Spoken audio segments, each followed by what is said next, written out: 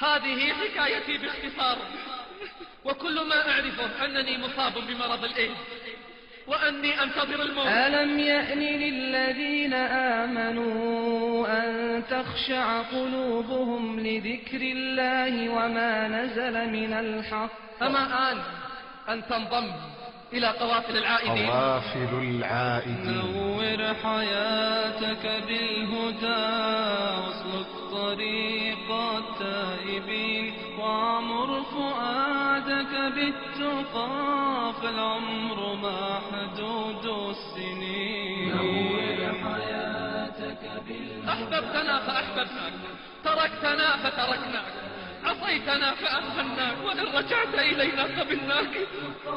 فالعمر محدود السنين. أبشر أيها التائب، أبشر أيها العائد، أبشر أيها المنضم إلى قوافل العائدين. قال صلى الله عليه وسلم: التائب من الذنب كمن لا ذنب له، التائب من الذنب كمن لا ذنب له. واحمل بصدرك مصحفا يشرح أنين المذنبين أحب إليه من سجع المسبحين. حياتك بالهدى واسلك طريق التائبين وعمر فؤادك بالتقى فالعمر ما. يا ابن آدم، لو أتيتني بقراب الأرض خطايا لا تشرك بي شيئا أتيتك بقرابها مغفرة، ولا أبالي ولا أبالي يا أرحم الراحمين. لحظة الرجوع إلى الله. فأخذت الدموع تنساب في غزارة من عيني، وأخذ جسمي يهتز، وبينما أنا كذلك إذا بصوت لطالما سمعته وتجاهلته. إنه صوت الأذان، إنه صوت الأذان يجلجل في الفضاء.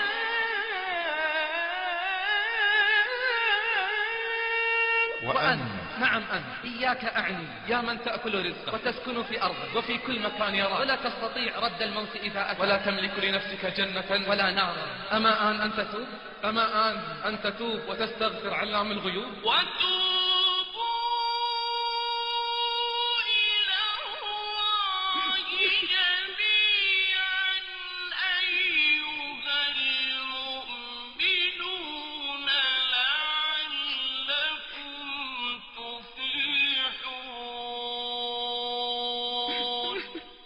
هنيئا لك الدموع الحارة، وهنيئا لك الانضمام إلى قوافل العائدين. قوافل العائدين. اكتب قصة الرجوع بقلم الندم والدموع، واسعي بها على قدم الخضوع إلى باب الخشوع، وأتبعها بالعطش والجوع، وسل الرحمة فرب سؤال مسموع.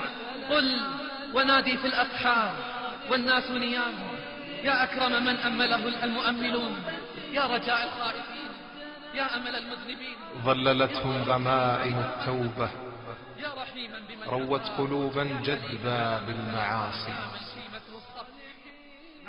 توبة نورت الطريق وأنقذت الغريق، مزقت ظلمة الغواية وأضاءت قناديل الهداية. نور حياتك بالهدى واسلك طريق التائبين وعمر فؤادك بالتقى فالعمر محدود السنين وعمر فؤادك بالتقى فالعمر محدود السنين. الراشد. السلام عليكم ورحمة الله وبركاته. حياكم الله وبياكم، وسدد على طريق الحق خطاي وخطاكم. أسأل الله العظيم رب العرش الكريم أن يجمعني وإياكم في دار كرامته إخوانا على سرر متقابلين. أسأله سبحانه أن يغفر ذنب المذنبين ويقبل توبة التائبين، وأن يدل الحيارى ويهدي الضالين ويغفر للأحياء وللميتين. أمر الله عز وجل بالتوبة فقال: وتوبوا إلى الله جميعا أيها المؤمنون لعلكم تفلحون. ووعد جل في علاه بالقبول فقال: وهو الذي يقبل التوبة عن عباده. ثم فتح الرحمن باب الرجاء فقال: لا تقنطوا من رحمة الله. أخرج مسلم من حديث ابن عمر رضي الله عنهما أنه سمع رسول الله صلى الله عليه وسلم يقول: يا أيها الناس توبوا إلى ربكم فإني أتوب إليه في اليوم 100 مرة. وأوحى الله إلى داود عليه السلام: يا داود لو يعلم المدبرون عني كيف انتظاري لهم ورفقي بهم وشوقي إلى ترك معاصيهم لماتوا شوقا إلي ولتقطعت أوصالهم من محبتي. يا داود هذه إرادتي في المدبرين عني، فكيف إرادتي في المقبلين علي؟ يا من يرى ما في الضمير ويسمع، أنت المعد لكل ما يتوقع. يا من يرجى للشدائد كلها، يا من إليه المشتكى والمفزع. يا من خزائن رزقه في قول كن فيكون، والخير كله عندك أجمع. ما لي سوى فقري إليك وسيلة، فبالافتقار إليك فقري إليك أرفع. ما لي سوى قرعي لبابك حيلة، فلئن رددت أي باب أقرع. ومن ذا الذي أدعوه وأهتف باسمه إن كان فضلك عن فقيرك يمنع. حاشاك أن تقنط من فضلك عاصيا، الفضل أجزل والمواهب أوسع. عنوان اللقاء: قوافل العائدين. نعم، قوافل العائدين. وسيتكون اللقاء من مقدمة وبداية وختام، وبينهما أخبار 5. الخبر الأول: لقد كان في قصصهم عبرة لأولي الألباب. الخبر الثاني: سبحان مغير الأحوال. الخبر الثالث: أترضى أن تكون مثل هذا؟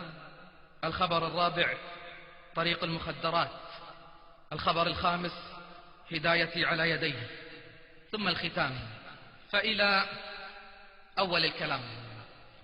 أول الكلام: روى البخاري رضي الله عنه من حديث أبي هريرة رضي الله عنه قال: قال رسول الله صلى الله عليه وسلم: إن لله ملائكة يطوفون في الطريق يلتمسون أهل الذكر، فإذا وجدوا قوما يذكرون الله تنادوا هلموا إلى حاجتكم. قال: فيحفونهم بأجنحتهم إلى السماء الدنيا. قال: فيسألهم ربهم جل في علاه وهو أعلم بهم: ما يقول عبادي؟ قال: يقولون يسبحونك ويكبرونك ويمجدونك ويحمدونك. فيقول جل في علاه: هل رأوني؟ قال: فيقولون: لا والله ما رأوك. قال: فيقول: كيف لو رأوني؟ قال: يقولون: لو رأوك كانوا أشد لك عبادة وأشد لك تمجيدا وتحميدا وأكثر تسبيحا. اللهم لا تحرمنا لذة النظر إلى وجهك والشوق إلى لقائك في غير ضراء مضرة ولا فتنة مضلة. اللهم زينا بزينة الإيمان واجعلنا هداة مهتدين. قال: فيقول جل في علاه: فما يسألوني؟ قال: فيقولون: يسألونك الجنة. قال: فيقول: هل رأوها؟ قال: يقولون: لا والله يا رب ما رأوها. قال: فيقول: فكيف لو رأوها؟ قال: يقولون: لو أنهم رأوها كانوا أشد عليها حرصا وأشد طلبا وأعظم فيها رغبة. فأين المشمرون؟ أين المشمرون؟ قال: فيقول: فمما يتعوذون؟ قال: يقولون من النار. قال: فيقول: هل رأوها؟ قال: يقولون: لا والله يا رب ما رأوها. قال: فيقول: كيف لو رأوها؟ قال: يقولون: لو رأوها كانوا أشد منها فرارا وأشد لها مخافة. اللهم أجرنا من النار، اللهم أجرنا من النار، اللهم أجرنا من النار. قال: فيقول: أشهدكم أني قد غفرت لهم، فأبشروا يا أهل هذه المجالس. قال: يقول ملك من الملائكة: فيهم فلان ليس منهم، إنما جاء لحاجة. فيقول جل في علاه: وله قد غفرت هم الجلساء لا يشقى بهم جليسهم. نعم، أبشروا يا أهل هذه المجالس، فربكم ذو رحمة واسعة. اسمع منادي الله ينادي: ألا قد طال شوق الأبرار إلى لقائي، وإني أشد شوقا لهم. ألا من طلبني وجدني، ومن طلب غيري لم يجدني. من ذا الذي أقبل علي وما قبلته؟ من ذا الذي طرق بابي وما فتحته؟ من ذا الذي توكل علي وما كفيته؟ من ذا الذي دعاني وما أجبته؟ من ذا الذي سألني وما أعطيته؟ أهل ذكري، أهل مجالستي، أهل شكري، أهل زيادتي، أهل طاعتي، أهل كرامتي، وأهل معصيتي لا أقنطهم أبدا من رحمتي.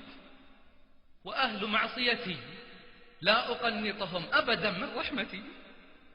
إن تابوا فأنا حبيبهم، وإن لم يتوبوا فأنا طبيبهم. أبتليهم بالمصائب لأطهرهم من المعايب. من أقبل علي تقبلته من بعيد، ومن أعرض عني ناديته من قريب. ومن ترك لأجلي أعطيته المزيد، ومن أراد رضاي أردت ما يريد. ومن تصرف بحولي وقوتي ألنت له الحديد. من صفى معي صافيته، من أوى إلي آويته، من فوض أمره إلي كفيته. ومن باع نفسه مني اشتريته، وجعلت الثمن جنتي ورضاي. وعد صادق وعهد سابق، ومن أوفى بعهده من الله. يا فرحة التائبين بمحبة الله،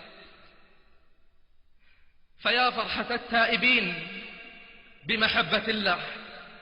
إن الله يحب التوابين ويحب المتطهرين. الهج بحمده واهتف بشكره، وقل: اللهم أنت ربي، لا إله إلا أنت، خلقتني وأنا عبدك، وأنا على عهدك ووعدك ما استطعت. أعوذ بك من شر ما صنعت، وأبوء إليك بنعمتك علي، وأبوء بذنبي فاغفر لي، إنه لا يغفر الذنوب إلا أنت. قل: أنا الميت الذي أحييته فلك الحمد. قل: أنا الضعيف الذي قويته فلك الحمد. أنا الصغير الذي ربيته فلك الحمد. أنا الفقير الذي أغنيته فلك الحمد. أنا الضال الذي هديته فلك الحمد. أنا الجاهل الذي علمته فلك الحمد. أنا الجائع الذي أطعمته فلك الحمد.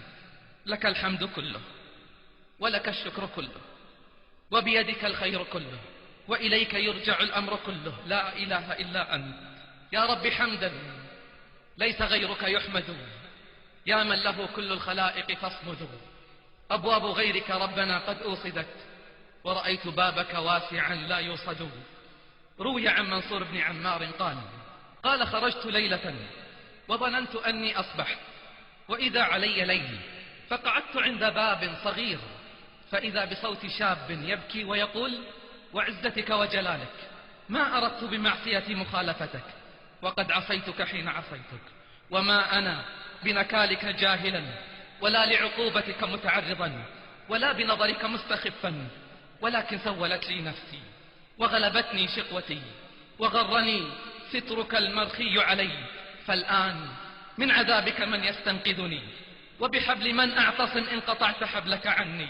وسوءتاه من أيامي في معصية ربي، ويا ويلي كم أتوب وكم أعود، وقد حان لي أن أستحي من ربي. قال منصور: فلما سمعت كلامه قلت: أعوذ بالله من الشيطان الرجيم. بسم الله الرحمن الرحيم.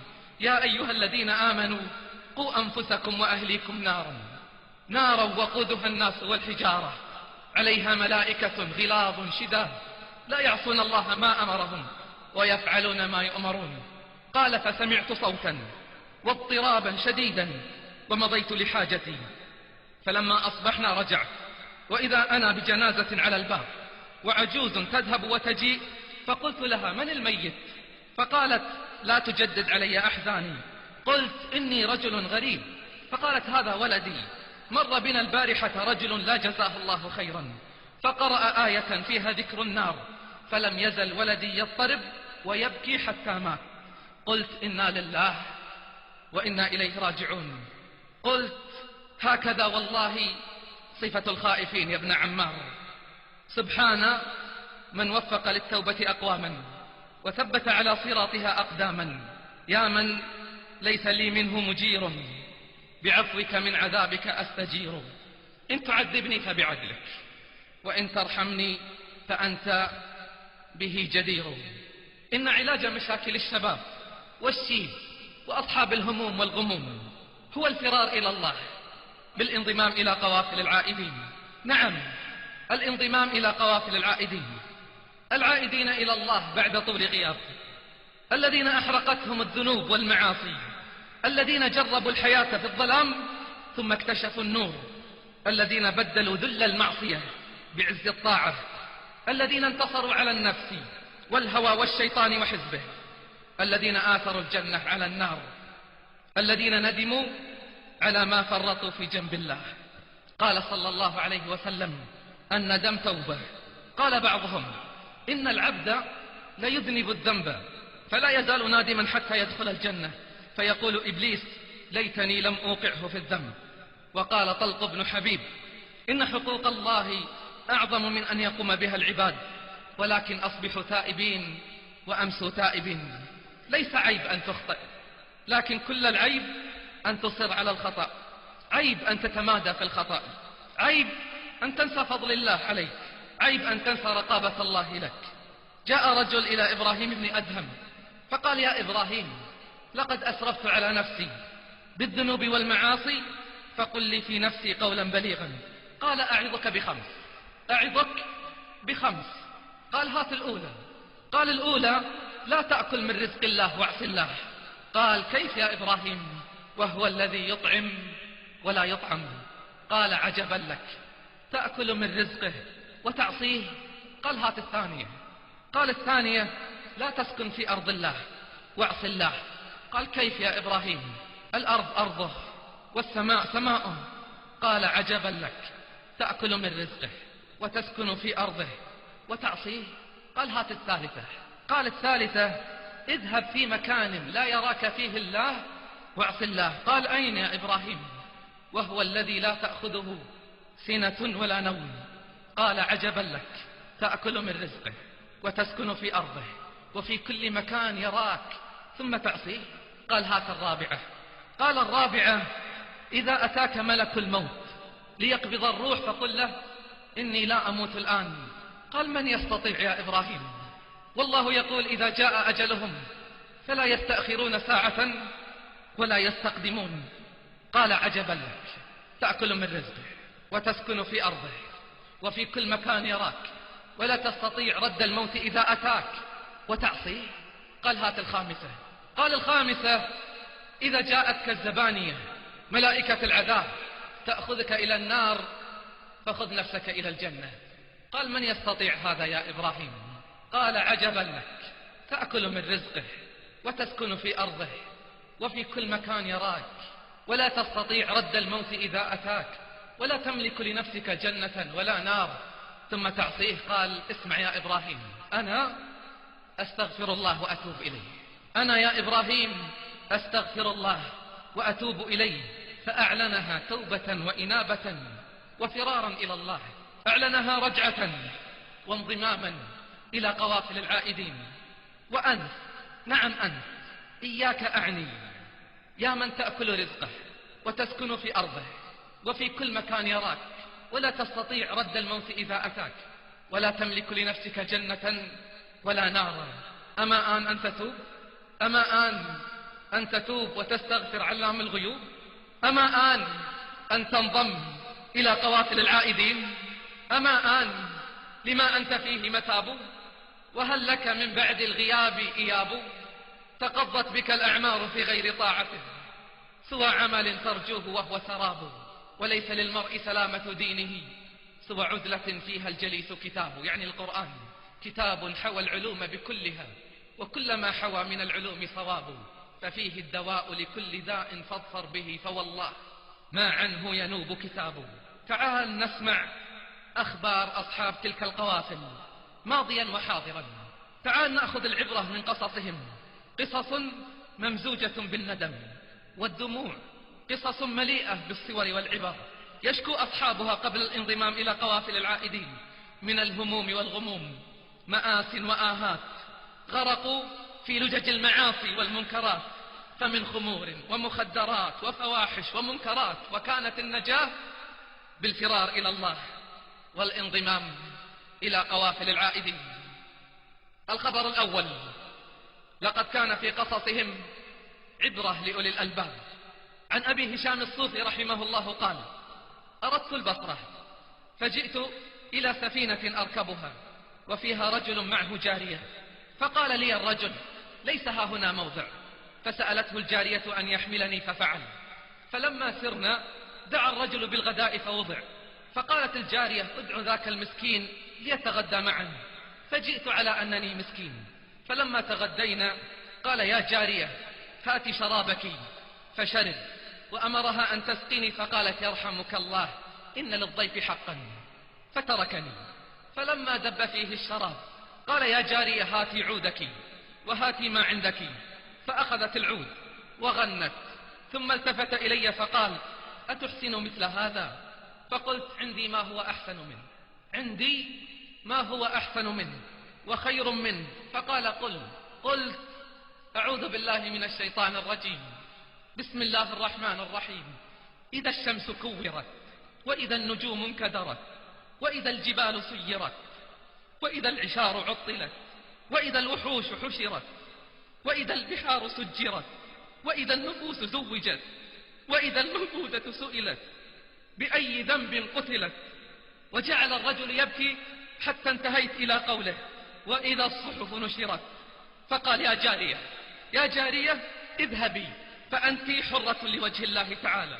ثم ألقى ما معه من الشراب وكسر العود، ثم دعاني فاعتنقني وجعل يبكي ويقول: يا أخي أترى أن الله يقبل توبتي؟ فقلت: نعم، إن الله يحب التوابين. فقلت: نعم، إن الله يحب التوابين ويحب المتطهرين. قلت: نعم، وهو الذي يقبل التوبة عن عباده ويعفو عن السيئات. فتاب واستقام وتبدل حاله. وصاحبته بعد ذلك 40 سنة حتى مات. فرأيته في المنام فقلت له: إلى ما صرت؟ فقال: إلى الجنة. فقال: إلى الجنة. قلت: بماذا؟ قال: بقراءتك علي إذا الصحف نشرت. قال: بقراءتك علي إذا الصحف نشرت. فلا إله إلا الله، كيف سيكون حالي وحالك إذا الصحف نشرت، وإذا السماء كشطت، وإذا الجحيم سعرت، وإذا الجنة أزلفت؟ علمت نفس ما أحضرت. يومئذ تعرضون لا تخفى منكم خافية. فلا إله إلا الله إذا نطقت العينان وقالت: أنا للحرام نظرت. لا إله إلا الله إذا نطقت الأذنان وقالت: أنا للأغاني والحرام استمعت. ولا إله إلا الله إذا نطقت اليدان وقالت: أنا للربا والحرام أخذ. فلا إله إلا الله إذا نطقت الرجلان وقالت: أنا للحرام مشيت. اليوم نختم على أفواههم وتكلمنا أيديهم وتشهد أرجلهم بما كانوا يكسبون. وما كنتم تستترون أن يشهد عليكم سمعكم ولا أبصاركم ولا جلودكم، ولكن ظننتم أن الله لا يعلم كثيرا مما تعملون. وذلكم ظنكم الذي ظننتم بربكم أرداكم فأصبحتم من الخاسرين. فإن يصبروا فالنار مثوى لهم فإن يصبروا فالنار مثوى لهم، وإن يستعتبوا فما هم من المعتبين. وإن يستعتبوا فما هم من المعتبين. مثل لقلبك أيها المغرور يوم القيامة والسماء تمور، قد كورت شمس النهار وأضعفت حرا على رؤوس العباد تمور. وإذا الجبال تقلعت بأصولها فرأيتها مثل السحاب تسير، وإذا النجوم تساقطت وتناثرت وتبدلت بعد الضياء كدور، وإذا العشار تعطلت عن أهلها خلت الديار فما بها معمور، وإذا الوحوش لدى القيامة أحضرت وتقول للأملاك أين نسير، فيقال سيروا تشهدون فضائحا وعجائبا قد أحضرت وأمور، وإذا الجنين بأمه متعلق خوف الحساب وقلبه مذعور، هذا بلا ذنب يخاف لهوله كيف المقيم على الذنوب دهور. هذا بلا ذنب يخاف لهوله كيف المقيم على الذنوب دهور. حتى ننجو ونفوز في ذلك اليوم ونفلح لا بد من الفرار إلى الله بالانضمام إلى قوافل العائدين. قال سبحانه: وتوبوا إلى الله جميعا أيها المؤمنون لعلكم تفلحون. الخبر الثاني: سبحان مغير الأحوال. قال الراوي: لقد تغير صاحبي. نعم تغير، ضحكاته الوقورة تصافح أذنيك كنسمات الفجر الندية، وكانت من قبل ضحكات ماجنة مستهترة تصك الآذان وتؤذي المشاعر. نظراته الخجولة تنم عن طهر وصفاء، وكانت من قبل جريئة وقحة. كلماته تخرج من فمه بحساب، وكانت من قبل يبعثرها هنا وهناك، تصيب هذا وتجرح ذاك، لا يعبأ بذلك ولا يهتم. وجهه هادئ القسمات، تزينه لحية وقورة وتحيط به هالة من نور. وكانت ملامحه من قبل تعبر عن الانطلاق وعدم المبالاة والاهتمام. نظرت إليه وأطلت النظر في وجهه ففهم ما يدور في خاطري، فقال: لعلك تريد أن تسأل ماذا غيرك؟ قلت: نعم هو ذاك، فصورتك التي أذكرها منذ لقيتك آخر مرة منذ سنوات تختلف عن صورتك الآن. فتنهد قائلا: سبحان مغير الأحوال. قلت: لا بد أن وراء ذلك قصة. قال: نعم وسأقصها عليك. ثم التفت إلي قائلا: كنت في سيارتي على طريق ساحلي، وعند أحد الجسور الموصلة إلى أحد الأحياء فوجئت بصبي صغير يقطع من أمامي الطريق، فارتبكت واختلت عجلة القيادة من يدي، ولم أشعر إلا وأنا في أعماق المياه. رفعت رأسي إلى أعلى لأجد متنفسا، ولكن الماء بدأ يغمر السيارة من جميع نواحيها. مددت يدي لأفتح الباب فلم ينفتح. هنا تأكدت أني هالك لا محالة. وفي لحظات لعلها ثوان مرت أمام ذهني صور سريعة متلاحقة، هي صور حياتي الحافلة بكل أنواع العبث والمجون. وتمثل لي الماء شبحا مخيفا، وأحاطت بي الظلمات كثيفة، وأحسست بأني أهوي إلى أغوار سحيقة مظلمة. فانتابني فزع شديد، فصرخت في صوت مكتوم: يا رب يا رب، أمن يجيب المضطر إذا دعاه. ودرت حول نفسي مادا ذراعي أطلب النجاة، لا من الموت الذي أصبح محققا، بل من خطاياي التي حاصرتني وضيقت علي الخناق. أحسست بقلبي يخفق بشدة، فانتفضت وبدأت أزيح من حولي تلك الأشباح المخيفة وأستغفر ربي قبل أن ألقاه. أحسست أن كل ما حولي يضغط علي، كأنما استحالت المياه إلى جدران من الحديد. فقلت إنها النهاية لا محالة، فنطقت بالشهادتين وبدأت أستعد للموت.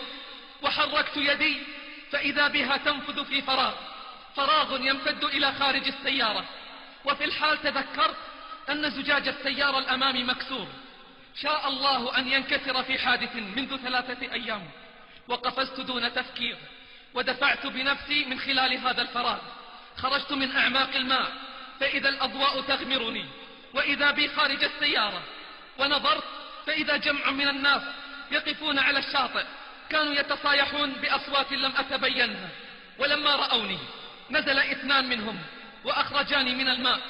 وقفت على الشاطئ ذاهلا عما حولي، غير مصدق أني نجوت من الموت. وأني الآن بين الأحياء. كنت أتخيل السيارة وهي غارقة في الماء، فأتخيلها تختنق وتموت وقد ماتت فعلا، وهي الآن راقدة في نعشها أمامي. لقد تخلصت منها خرجت مولودا جديدا لا يمت إلى الماضي بسبب من الأسباب. أحسست برغبة في الركض بعيدا والهرب من هذا المكان الذي دفنت فيه الماضي الدنس. ومضيت إلى البيت، إنسانا آخر غير الذي خرج قبل ساعات. دخلت البيت وكان أول ما وقع عليه بصري صور معلقة على الحائط لممثلات وراقصات ومغنيات. اندفعت إلى الصور أمزقها، ثم ارتميت على سريري أبكي، ولأول مرة أبكي. أحس بالندم، الندم على ما فرطت في جنب الله. فأخذت الدموع تنساب في غزارة من عيني، وأخذ جسمي يهتز. وبينما أنا كذلك إذا بصوت لطالما سمعته وتجاهلته، إنه صوت الأذان يجلجل في الفضاء، وكأني أسمعه لأول مرة. وجلجلة الأذان في كل حي، ولكن أين صوت من بلالي؟ منائركم علت في كل ساح، ومسجدكم من العباد خالي. يقول فانتفضت واقفا وتوضأت، وفي المسجد بعد أن أديت الصلاة أعلنت توبتي، وجلست أبكي وأدعو الله أن يغفر لي خطيئتي. ومنذ ذلك الحين وأنا كما ترى قلت هنيئا لك الدموع الحارة، وهنيئا لك الانضمام إلى قوافل العائدين. قال سبحانه: يا أيها الذين آمنوا توبوا إلى الله توبة نصوحا. وقال صلى الله عليه وسلم: كل ابن آدم خطاء وخير الخطائين التوابون. قال عمر رضي الله عنه: التوبة النصوح أن يذنب العبد ثم يتوب فلا يعود فيه. وقال الحسن البصري: التوبة النصوح ندم بالقلب، استغفار باللسان، ترك بالجوارح، وإضمار بأن لا يعود. وقال يحيى بن معاذ: علامة التائب إسبال الدمعة وحب الخلوة والمحاسبة للنفس في كل همة. اللهم اجعلنا من التوابين، واجعلنا من المتطهرين الذين لا خوف عليهم ولا هم يحزنون. الخبر الثالث: أترضى أن تكون مثل هذا؟ شاب صالح يقول: كان لي قريب بعيد، قربه النسب وأبعده الدين، وبحكم اطلاعي على دقائق حياته وتفاصيل أيامه فقد تأكد لي أنه لا يصلي مطلقا، ومثله كثير. نصحته مرات ومرات لعله يتعجل في إصلاح أمره ويستقيم في صفوف المصلين، ولكنه كان يقدم ويؤخر، ويظن أن العمر طويل والحياة دائمة. هلك المسوفون، والمسوف الذي يقول سأتوب وهو مصر على الذنب. كم قلت له: كم ستعيش؟ 20 30 بل 80، ثم ماذا؟ لا بد من الرحيل من دار الغرور. طالت بك الأيام أم قصرت عنك الليالي؟ وفي ليلة لم يتوقعها، في ليل مظلم، استحوذ عليه الشيطان فأنساه ذكر الله، أطلق قدميه تركض في أوحال المعصية وأوزار الجريمة، ألهته الأماني وغرته نسمة الحياة وبهجة الدنيا، ومثله كثير.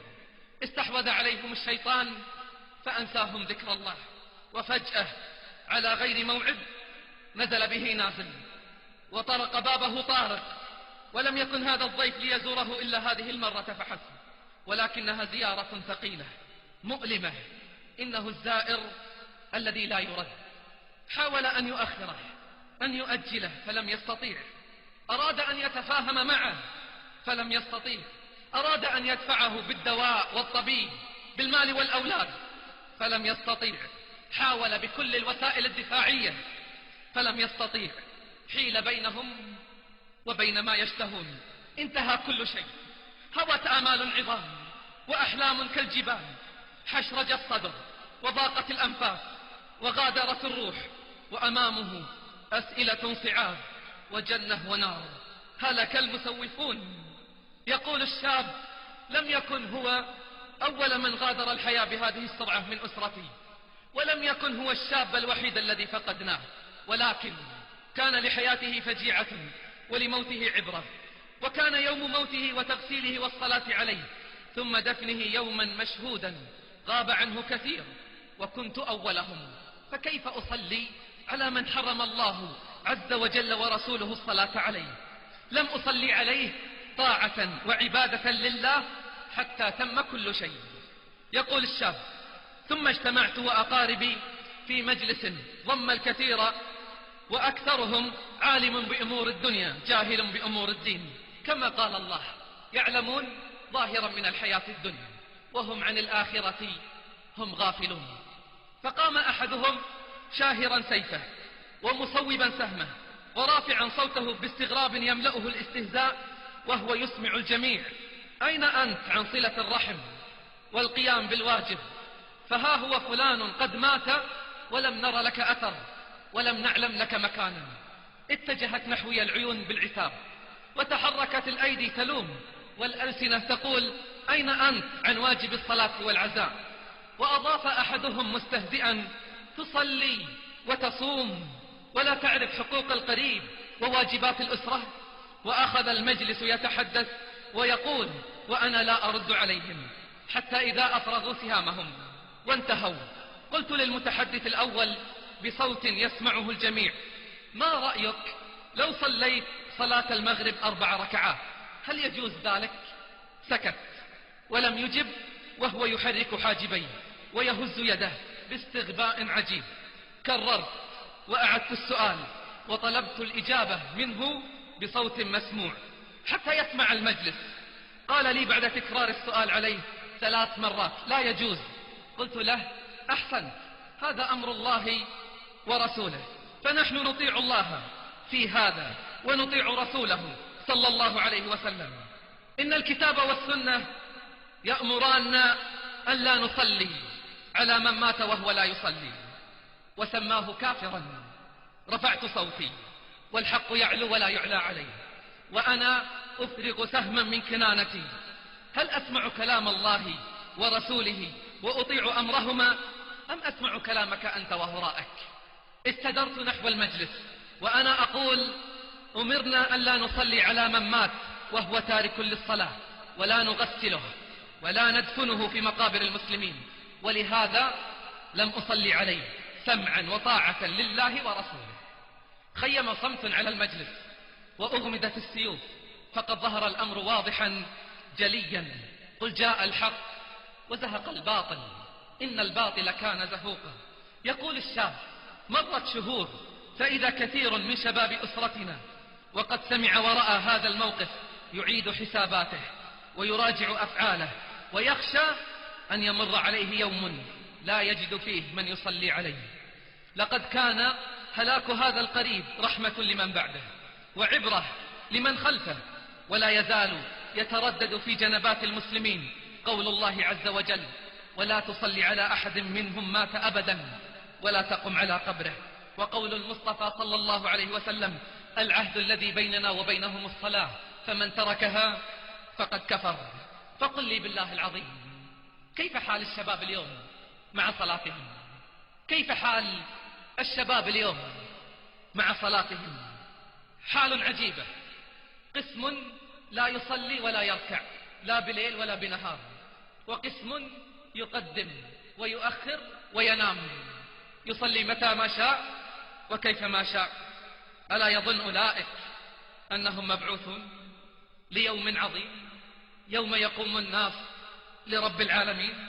أما آن لهؤلاء أن ينتظموا في صفوف المصلين وينضموا إلى قوافل العائدين؟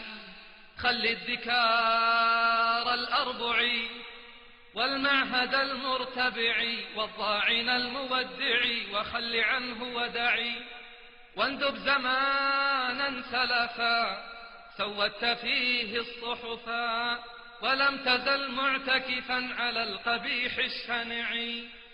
كم ليلة أودعتها مآثم أبدعتها لشهوة أطعتها في مرتع ومضجع، وكم خطا حسدتها لخزية أحدثتها وتوبة نكثتها لملعب ومرتع. وكم تجرأت على رب السماوات العلا ولم تراقبه ولا صدقت فيما تدعي. وكم غمضت بره وكم أمنت مكره وكم نبذت أمره نبذ الحجى المرقع. ولم ركضت باللعب وفهت عمدا بالكذب ولم تراقب ما يجب في عهده المتبع. فالبس شعار الندم واسكب شآبيب الدم قبل زوال القدم وقبل سوء المصرع. واخضع خضوع المعترف ولد ملاذ المقترف واعط هواك وانحرف عنه انحراف المطلع. إلى متى تسهو وتني ومعظم العمر فني فيما يضر المقتني ولست بالمرتدع. قال بعض الحكماء: تعرف توبة الرجل ب4 أشياء: أولها أن يمنع لسانه من فضول الكلام من غيبة ونميمة وكذب. ثانيها أن لا يحمل في قلبه حسدا ولا عداوة لأحد من المسلمين. ثالثها أن يترك أصحاب السوء ولا يصاحب أحدا منهم. الرابع أن يكون مستعدا للموت نادما على الذنب مستغفرا لما سبق من ذنوبه مجتهدا في طاعات ربه. يا من يرى مد البعوض جناحها في ظلمة الليل البهيم الأليلي ويرى نياط عروقها والمخ في العظام النحلي، اغفر لعبد تاب من زلاته ما كان منه في الزمان الأول. الخبر الرابع: طريق المخدرات طريق غرق فيه كثير من الشباب إلا من رحم الله. يقول الشاب وهو يروي مأساته: بعد أن أنهيت دراستي الثانوية عملت موظفا في إحدى الشركات التجارية، وقد فصلت من العمل لكثرة تغيبي وعدم انضباطي. عملت بعدها أعمالا مختلفة من بناء وتجارة وغيرها حتى استطعت أن أكون نفسي وأجمع مبلغا من المال. وفي أحد الأيام عرض علي أحد الشباب فكرة السفر إلى إحدى الدول الآسيوية، وكان يروي لي مغامراته ومشاهداته، كان يجاهر بالمعصية والعياذ بالله. يقول الشاب: كان صاحبي يحدثني عن المتع المحرمة وكأنه يغريني بالسفر حتى عزمت عليه واستحوذني الشيطان، فكان صاحبي أول المرحبين، بل تكفل بشراء تذكرة السفر على أن أتكفل أنا هناك ببقية المصاريف. وسافرنا. هناك رأينا جموعا من الشباب ليس لهم هم إلا المتعة المحرمة. اليوم الأقصى يشتكي والشباب يغرق في أوحال المعاصي والمنكرات. ها هو الأقصى يلوك جراحه والمسلمون جموعهم آحاد. يا ويلنا، ماذا أصاب رجالا؟ أو ما لنا سعد ولا مقداد؟ يقول الشاب: رأينا هناك جموعا من الشباب ليس لهم هم إلا المتعة المحرمة، فتعلمت من الشباب، اسمع، تعلمت من الشباب التدخين وشرب الخمر ثم الزنا ثم تعاطي المخدرات. خضنا في كل الوحول القذرة حتى بلغنا الحضيض، ثم عدنا، وبعد فترة جمعنا مبلغا آخر من المال ثم سافرنا إلى بلد آخر أشد فسادا، وجربنا كل شيء. وفي إحدى الليالي رفض أحد الشباب إعطائي حقنة المخدرات المعهودة، فخرجت من الفندق وقابلت مجموعة من المروجين فدعوني إلى مقرهم، فذهبت معهم وعرضوا علي أنواعا كثيرة من المخدرات كنت أجهل بعضها ومدى تأثيره على الجسم. وبعد تعاطي المخدرات والمسكرات دعاني أحدهم إلى الغرفة المجاورة لممارسة الزنا بعد أن أمرني بدفع الثمن مقدما، وكنت في سكر شديد لا أدري ما أصنع، فقبلت العرض ولم أكن أدري أني أمشي برجلي إلى الهاوية. ثم بعد أيام عدنا من السفر ومارست حياتي الطبيعية، لكن شبح المخدرات كان يطاردني في كل مكان. أصبح شبح المخدرات يطاردني في كل مكان، وقد نصحني بعض المخلصين بالتوجه إلى المستشفى لتلقي العلاج، فوعدتهم بالذهاب ولم أذهب. توالت السفرات لممارسة تلك الأعمال المشينة التي أصبحت جزءا لا يتجزأ من حياتي البائسة المتدهورة، حتى نفذت النقود فاحترفت السرقة من هنا وهناك. تعلمت فنون النصب والاحتيال حتى أجمع لمتعتي المحرمة. وفجأة شعرت بوعكة صحية فذهبت إلى المركز الصحي بحثا عن العلاج. وبعد تحليل عينة من دمي أخبروني بأني حامل لفيروس الإيدز. فضاقت الدنيا في وجهي. يا للهول، يا للمصيبة، لقد ذهبت تلك اللذات وانقضت تلك الحسرات، فلم يبقى إلا الآلام والحسرات. وحسرتاه على أصحاب لم ينفعوا، وحسرتاه على أحباب لم يشفعوا. يا حسرتاه يوم طال السهر ولم أعد زادا للحفر. يا حسرتاه على عمر مضى وزمان ولى وانقضى ولم أتقي فيه حر لظى. يا حسرتاه إذا كشف الديوان بخطايا اللسان وزلات الجنان وقبيح العصيان. يا حسرتاه إذا وضع الكتاب ونشر ما فيه من خطأ وصواب وعرض الشباب.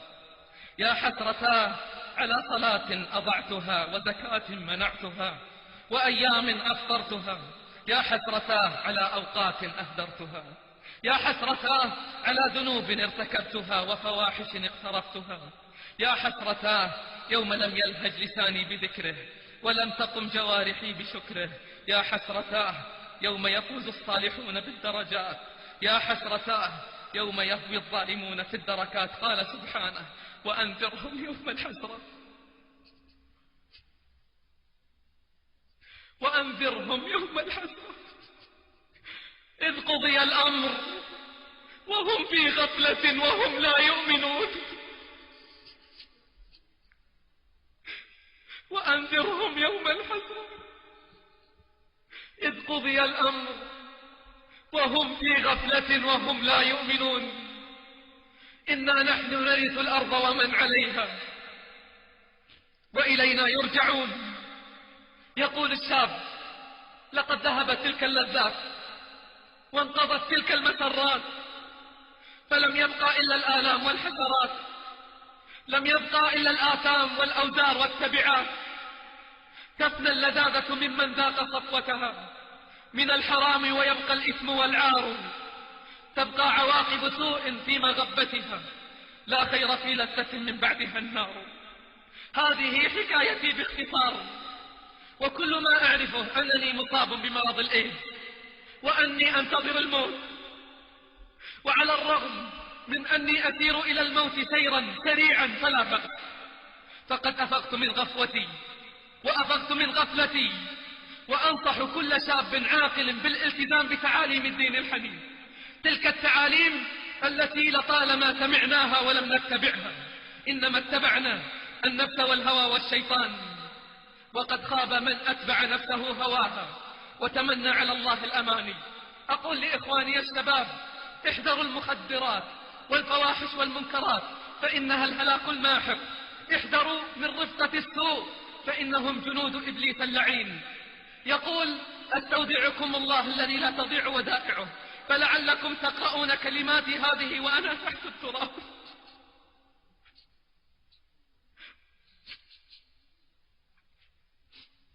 فلعلكم تقرؤون كلماتي هذه وأنا تحت التراب، فاسأل الله لي الرحمة.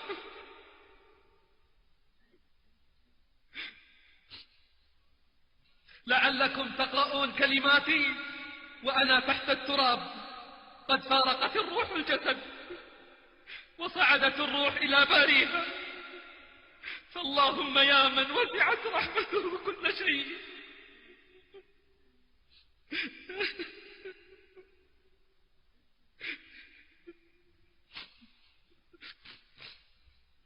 فاللهم يا من وسعت رحمته كل شيء، ارحم عبدك الضعيف المسكين. يا رب إن عظمت ذنوبي كثرة فلقد علمت بأن عفوك أعظم. إن كان لا يرجوك إلا محسن فبمن يلوذ ويستجير المجرم؟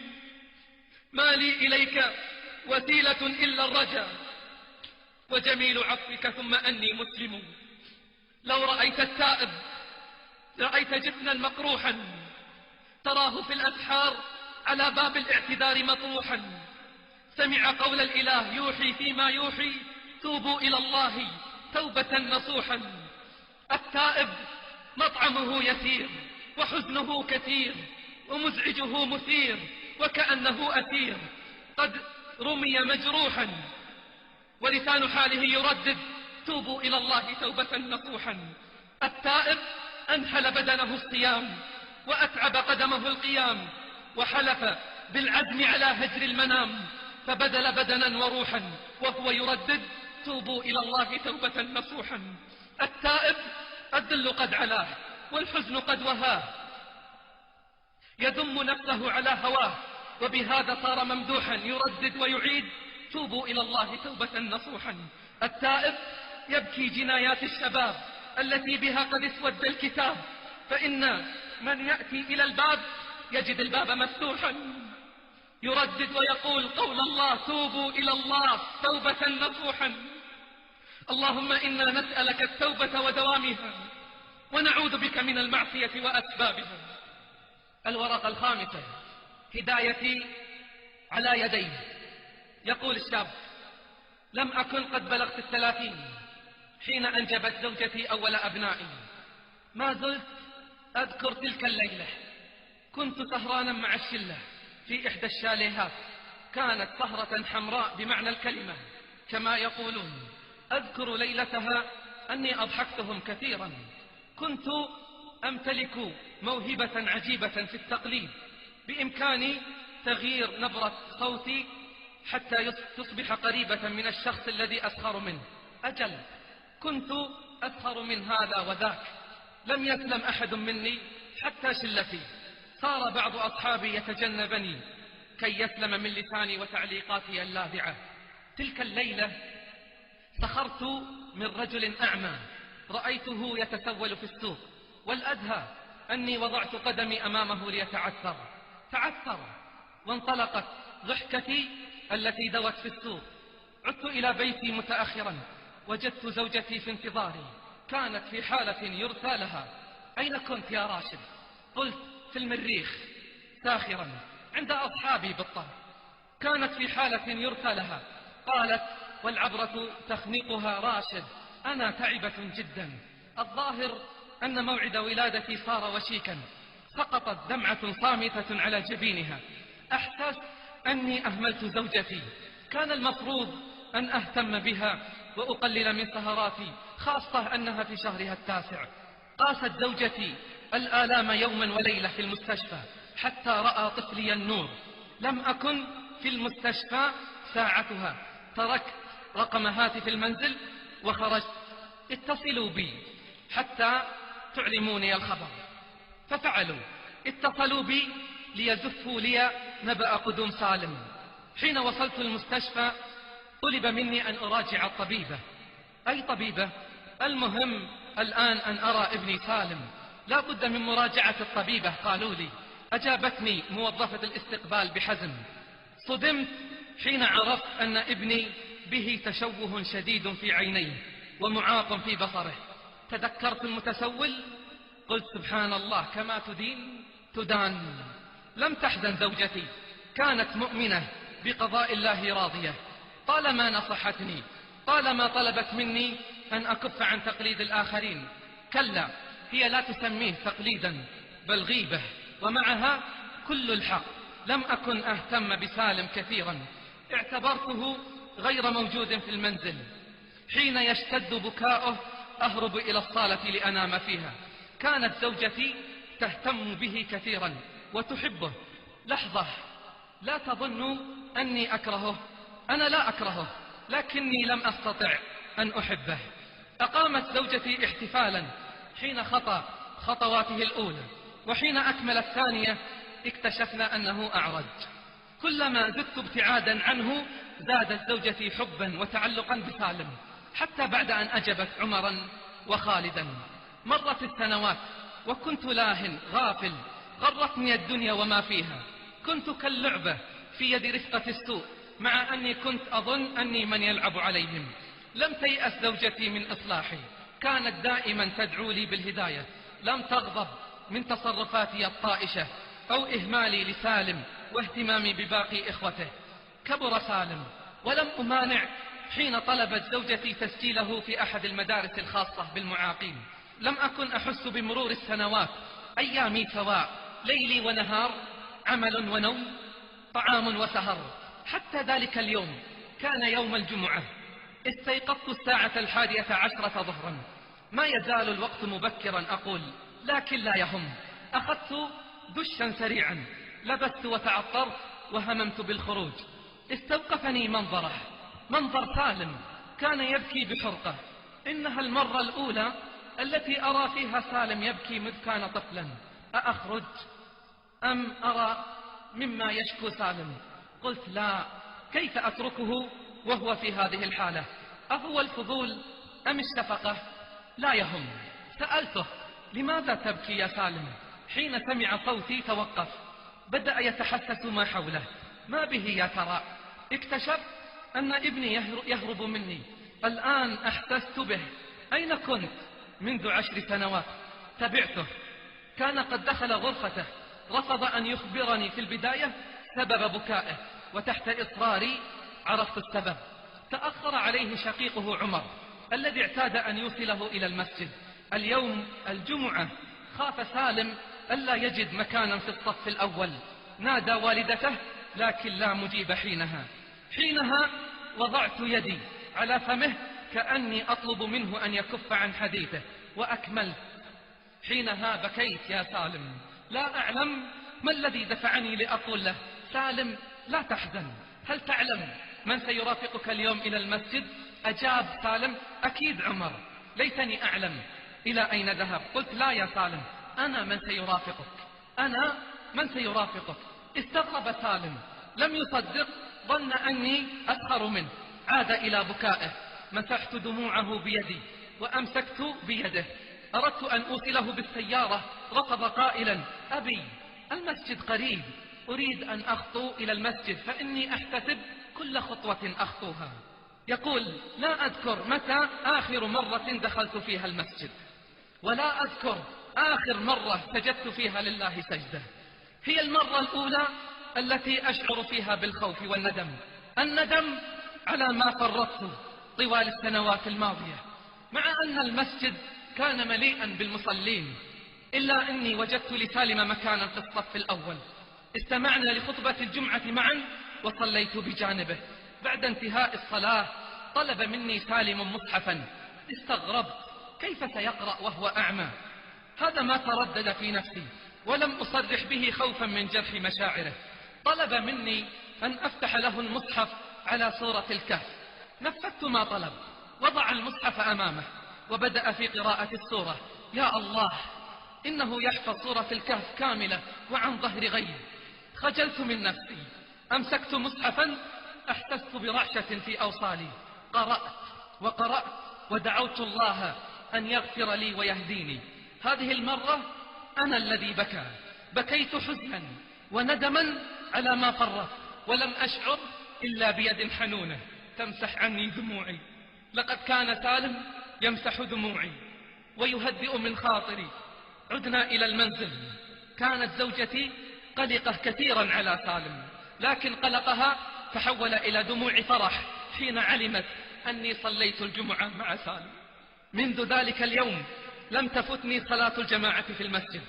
هجرت رفقاء السوء وأصبحت إلى رفقة خيرة عرفتها في المسجد. ذقت طعم الإيمان، عرفت منهم أشياء ألهتني عن الدنيا. لم أفوت حلقة ذكر أو قيام. ختمت القرآن عدة مرات في شهر وأنا نفس الشخص الذي هجره سنوات. رطبت لساني بالذكر لعل الله يغفر لي غيبتي وسخريتي من الناس. أحسست أني أكثر قربا من أسرتي. اختفت نظرات الخوف والشفقة التي كانت تطل من عيون زوجتي. الابتسامة ما عادت تفارق وجه ابني سالم. من يرى سالم يظنه ملك الدنيا وما فيها. حمدت الله كثيرا وصليت له كثيرا على نعمه. ذات يوم قررت أنا وأصحابي أن نتجه إلى أحد المناطق البعيدة في برامج دعوية مع مؤسسة خيرية. ترددت في الذهاب، استخرت الله واستشرت زوجتي. توقعت أن ترفض، لكن حدث العكس، فرحت كثيرا بل شجعتني. حين أخبرت سالم عزمي على الذهاب أحاط جسمي بذراعيه الصغيرين فرحا، ووالله لو كان طويل القامة مثلي لما توانى عن تقبيل رأسي. بعدها توكلت على الله وقدمت طلب إجازة مفتوحة بدون مرتب، والحمد لله جاءت الموافقة بسرعة أسرع مما تصورت. تغيبت عن البيت 3 أشهر. كنت خلال تلك الفترة أتصل كلما سنحت لي الفرصة بزوجتي، أحدث أبنائي. لقد اشتقت لهم كثيرا، لكني اشتقت أكثر لسالم. تمنيت سماع صوته، هو الوحيد الذي لم يحدثني منذ سافر، إما أن يكون في المدرسة أو المسجد ساعة اتصالي بهم. كلما أحدث زوجتي أطلب منها أن تبلغه سلامي وتقبله. كانت تضحك حين تسمعني أقول هذا الكلام، إلا آخر مرة هاتفتها فيها لم أسمع ضحكتها المتوقعة، تغير صوتها وقالت لي إن شاء الله. أخيرا عدت إلى المنزل، طرقت الباب، تمنيت أن يفتح سالم لي الباب، لكن فوجئت بابني خالد الذي لم يتجاوز 4 من عمره. حملته بين ذراعي وهو يصيح بابا بابا. انقبض صدري. حين دخلت البيت استعذت بالله من الشيطان الرجيم. سعدت زوجتي بقدومي، لكن هناك شيء قد تغير فيها. تأملتها جيدا، إنها نظرات الحزن التي ما كانت تفارقها. عادت مرة ثانية إلى عينيها. سألتها ما بك؟ قالت لا شيء، هكذا ردت. فجأة تذكرت من نسيته للحظات. قلت لها أين سالم؟ خفضت رأسها ولم تجب. لم أسمع حينها سوى صوت ابني خالد الذي ما زال يرن في أذني حتى هذه اللحظة. قال أبي إن سالم راح عند الله في الجنة.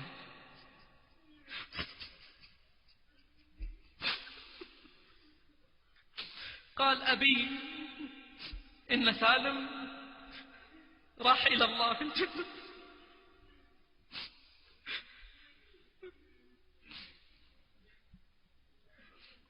لم تتمالك زوجتي الموقف، أجهشت بالبكاء وخرجت من الغرفة.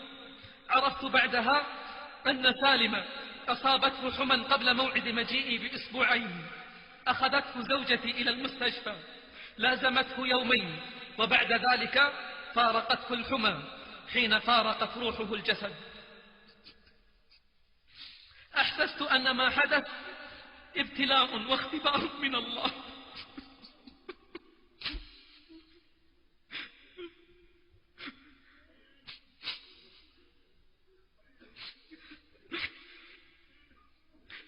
أحسست أن ما حدث ابتلاء واختبار من الله سبحانه وتعالى. أجل إنه اختبار، وأي اختبار. صبرت على مصابي وحمدت الله الذي لا يحمد على مكروه سواه. ما زلت أحس بيده تمسح دموعي وذراعه تحيطني. كم حزنت على سالم الأعمى الأعرج. لم يكن أعمى، لم يكن أعمى. أنا من كنت أعمى حين انفقت وراء رفقة السوء. ولم يكن سالم أعرج لأنه استطاع أن يسلك طريق الإيمان رغم كل شيء. لا زلت أتذكر كلماته وهو يقول إن الله ذو رحمة واسعة. سالم الذي امتنعت يوما عن حبه، اكتشفت أني أحبه أكثر من إخوانه. بكيت كثيرا وما زلت حزينا. كيف لا أحزن وقد كانت هدايتي على يديه؟ كيف لا أحزن وقد كانت هدايتي على يديه؟ اللهم تقبل سالم في رحمتك. اللهم إنا نسألك الثبات حتى الممات. أبشر أيها التائب، أبشر أيها العائد، أبشر أيها المنضم إلى قوافل العائدين. قال سبحانه: إن الله يحب التوابين ويحب المتطهرين. وقال جل في علاه فاتحا أبواب الرحمة: قل يا عبادي الذين أسرفوا على أنفسهم لا تقنطوا من رحمة الله إن الله يغفر الذنوب جميعا إنه هو الغفور الرحيم. وقال جل في علاه: إلا من تاب وآمن وعمل عملا صالحا فأولئك يبدل الله سيئاتهم حسنات وكان الله غفورا رحيما. وقال أعز من قائل: إن الحسنات يذهبن السيئات. وقال أرحم الراحمين: وإني لغفار لمن تاب وآمن وعمل صالحا ثم اهتدى. وقال: يا ابن آدم إنك ما دعوتني ولا رجوتني إلا غفرت لك على ما كان منك ولا أبالي. يا ابن آدم لو بلغت ذنوبك عنان السماء ثم استغفرتني غفرت لك على ما كان منك ولا أبالي. يا ابن آدم لو أتيتني بقراب الأرض خطايا لا تشرك بي شيئا أتيتك بقرابها مغفرة ولا أبالي ولا أبالي. يا أرحم الراحمين، أبشر أيها التائب، أبشر أيها العائد، أبشر أيها المنضم إلى قوافل العائدين. قال صلى الله عليه وسلم: التائب من الذنب كمن لا ذنب له، التائب من الذنب كمن لا ذنب له. أبشر أيها التائب فإن الله يفرح بتوبة التائبين. أنين المذنبين أحب إليه من سجع المسبحين. يروى أن رجلا سأل ابن مسعود عن ذنب ألم به: هل من توبة؟ فأعرض عنه ابن مسعود ثم التفت إليه فرأى عينيه تذرفان فقال له: إن للجنة 8 أبواب كلها تفتح وتغلق إلا باب التوبة، فإن عليه ملكا موكلا به لا يغلق فاعمل ولا تيأس ولا تقنط من رحمة الله. قال عبد الرحمن ابن أبي قاسم: تذاكرنا مع عبد الرحمن توبة الكافر وقول الله تعالى: إن ينتهوا يغفر لهم ما قد سلف. فقال: إني لأرجو أن يكون المسلم عند الله أحسن حالا من الكافر. ولقد بلغني أن توبة المسلم كإسلام بعد إسلام. يروى أنه كان في بني إسرائيل شاب عبد الله تعالى 20 سنة ثم عصى الله 20 سنة ثم نظر في المرآة فرأى الشيب في لحيته فساءه ذلك فقال: اللهم أطعتك 20 سنة ثم عصيتك 20 سنة فإن رجعت إليك أتقبلني؟ فناداه منادي أرحم الراحمين: أحببتنا فأحببناك، تركتنا فتركناك، عصيتنا فأمهلناك، وإن رجعت إلينا قبلناك. وهو الذي يقبل التوبة عن عباده ويعفو عن السيئات، وهو الذي يقبل التوبة عن عباده ويعفو عن السيئات. اعلم أن مما يعينك على تعجيل التوبة والإسراع في التوبة فالذي حال بين الناس وبين التوبة والصدق في التوبة هو طول الأمل. طول الأمل، ومن أطال الأمل أساء العمل. قال الله: ذرهم يأكلوا ويتمتعوا ويلههم الأمل فسوف يعلمون. وقال سبحانه: أفرأيت إن متعناهم سنين ثم جاءهم ما كانوا يوعدون. وقال سبحانه: أيحسبون أن ما نمدهم به من مال وبنين نسارع لهم في الخيرات بل لا يشعرون. اعلم أن مما يعينك على التوبة والإسراع فيها والمبادرة إليها هو ذكر الموت وساعاته. نعم، إن الموت قريب، إن العمر مهما طال فهو قصير، والدنيا مهما عظمت فهي حقيرة. فاختر لنفسك النهاية التي تتمناها، فلا إله إلا الله. كيف سيكون حالي وحالك عندما يقال فلان ابن فلان لقد دنا الأجل وحانت ساعة الرحيل، فصائح بأعلى الصوت: رباه ارجعون، رباه ارجعون، رباه ارجعون. وصائح بأعلى الصوت: وطرباه، وطرباه. غدا نلقى الأحبة، غدا نلقى الأحبة محمدا وصحبه. فاختر الحال التي تريدها يرعاك الله. لما حضرت حسان ابن أبي سنان الوفاة قيل له: كيف تجدك؟ قال: بخير، إن نجوت من النار. قيل له: فما تشتهي؟ قال: ليلة طويلة أصليها كلها. ودخل المزني على الشافعي رحمه الله في مرضه الذي مات فيه، فقال: كيف أصبحت يا أبا عبد الله؟ فقال: أصبحت عن الدنيا راحلا، وللإخوان مفارقا، ولسوء عملي ملاقيا، ولكأس المنية شاربا، وعلى ربي سبحانه وتعالى واردا، ولا أدري روحي صائرة إلى الجنة فأهنيها أو إلى النار فأعزيها.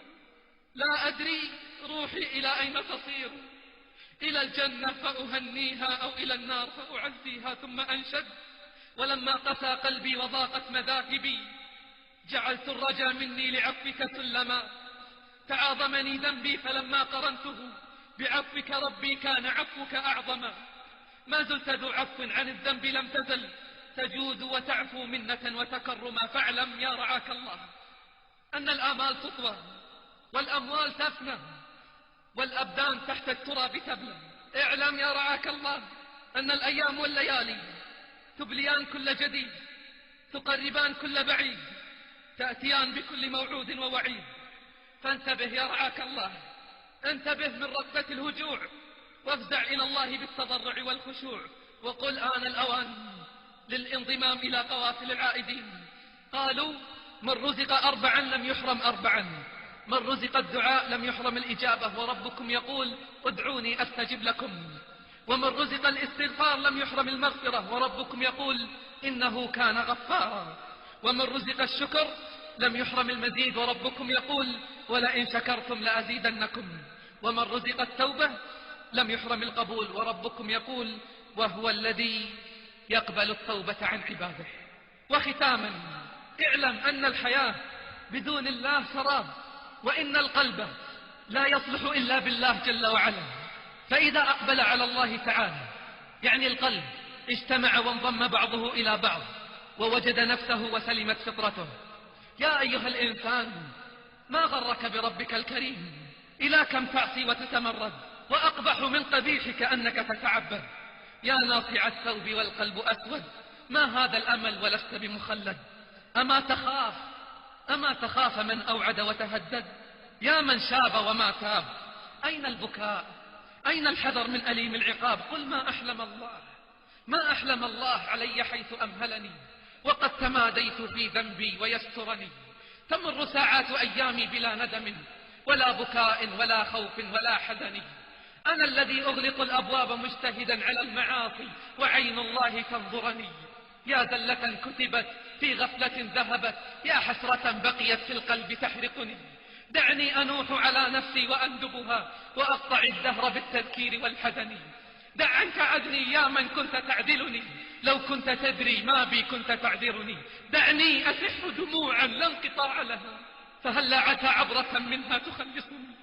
اكتب قصة الرجوع بقلم الندم والدموع، اكتب قصة الرجوع بقلم الدموع، واسع بها على قدم الخضوع إلى باب الخشوع، وأتبعها بالعطش والجوع، وسل الرحمة فرب سؤال مسموع. قل ونادي في الأسحار والناس نيام، يا أكرم من أمله المؤملون، يا رجاء الخائفين، يا أمل المذنبين. إن طردتني فإلى من أذهب؟ يا رحيما بمن عصاه، يا حليما على من تناساه، يا من شيمته الصفح. عصيتك جاهلا يا ذا المعالي، ففرج ما ترى من سوء حالي. إلى من يهرب المخلوق إلا إلى مولاه، يا مولى الموالي. فلله در أقوام تركوا فأصابوا، وسمعوا منادي الله يدعو فأجابوا، وحضروا مشاهد التقى فما غابوا، واعتذروا مع التحقيق ثم تابوا، ثم قصدوا باب مولاهم فما ردوا ولا خابوا. اللهم سر بنا في سرب النجابة، ووفقنا للتوبة والإنابة، وافتح لأدعيتنا الإجابة. يا من إذا سأله المضطر أجابه، اللهم تب علينا توبة نصوحا لا ننقض عهدها أبدا، واحفظنا في ذلك لنكون بها من جملة السعداء. اللهم اقبل توبة التائبين، واغفر ذنب المذنبين، واقبل الشباب والشيب في قوافل العائدين. اللهم ألهمنا القيام بحقك، وبارك لنا في الحلال من رزقك، ولا تفضحنا بين خلقك. يا خير من دعاه داع، وأفضل من رجاه راج، يا قاضي الحاجات، يا رفيع الدرجات، يا مجيب الدعوات، يا رب الأرض والعرش والسماوات. هب لنا ما سألناه، وحقق رجاءنا فيما تمنيناه. يا من يملك حوائج السائلين، ويعلم ضمائر الصامتين، أذقنا برد عفوك وحلاوة مغفرتك يا أرحم الراحمين. اللهم صل على محمد وعلى آله وصحبه الأخيار، عدد ما طار طير وطار، وعدد ما استغفر المستغفرون في الأسحار. وآخر دعوانا أن الحمد لله رب العالمين. سبحان ربك رب العزة عما يصفون، وسلام